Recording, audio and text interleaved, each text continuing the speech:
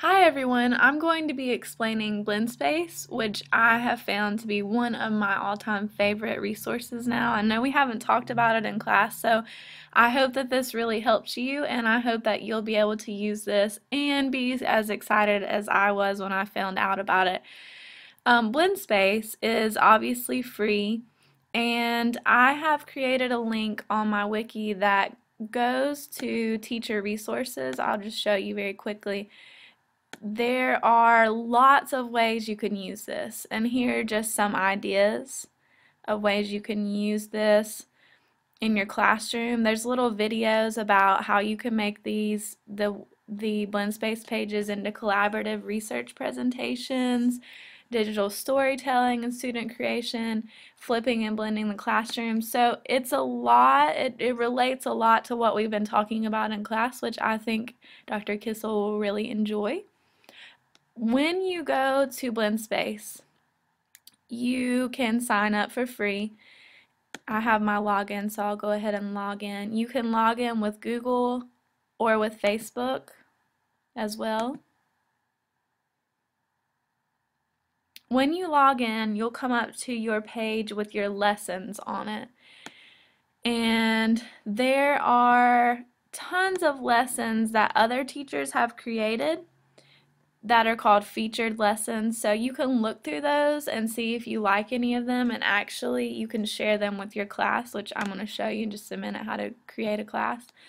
When you create a lesson, you click New Lesson, and this is a kind of like a collage of resources. You can add rows, as many rows as you need. And what you do is you come over here, you can add all types of resources, YouTube videos, things from Google, websites. You can go down here, there's a Google Drive, insert from there, insert just regular media or files from your computer, and even educations, all kinds of things over here. So all you do is you drag it over into the square you want it in. So I'm going to say, let's say this is about multiplication. I could type in multiplication, look it up in Google and see what comes up, maybe multiplication chart, or here's YouTube. So let's say I want a Schoolhouse Rock video, so I click on it and I just drag it over. And how your students will view it is they'll click on this circle and it will go straight to the video. What else I have found that's really great is that the students can add comments. They can collaborate with one another. They can talk back and forth. Let's say you have some kind of reading that you want them to do, digital reading. You could have a question posted, or you could have some kind of response you want them to do, and you can have them respond to each other, but they can all comment on that reading or that resource that you have given them, which I have found really great because I've been teaching my kids what does it mean to really collaborate in these comments. How can we make this a collaboration? So they've enjoyed that as well. When you finish with this resource that you're on, you can click the X over here on the right and it will go back to your page. So you can keep adding and adding, and then when you're finished you can click share. You can share it on all these resources as a QR code, even if you want to do QR codes with your class. Or you can copy and paste this link and put it on your website for your kids to click on.